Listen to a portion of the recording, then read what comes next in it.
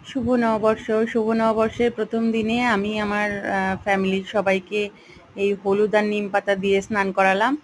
তারপরে বিভিন্ন পদের ভর্তার আইটেম ছিল।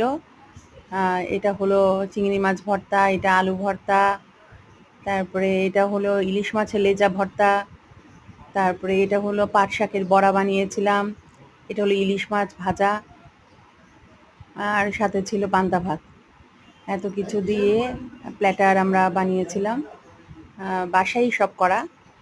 তো এই যে একটা পূর্ণাঙ্গ ছবি।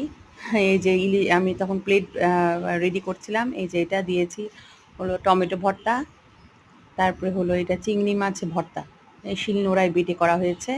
ইলিশ মাছ ভাজা, বেশি বড় একটা ইলিশ পাইনি কারণ এখন ইলিশের দামও বেশি, আর ছোট ছোট ইলিশেই বাজার ভর্তি। এটা হলো আলু ভর্তা, তারপরে আমার এটা হলো ইলিশ মাছের লেজা ভর্তা, এই আর এটা হলো পাট শাকের বড়া।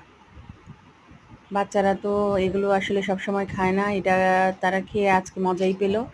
আমার বাচ্চারা অবশ্য শুটকি ভর্তাটা বেশি পছন্দ করেছে, তারা শুটকি ভর্তা দিয়ে খেয়েছে।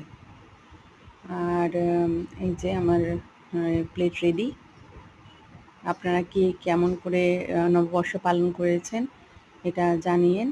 আর আমার এই ভিডিওটা ভালো লাগলে লাইক, কমেন্ট এবং সাবস্ক্রাইব করবেন। ধন্যবাদ।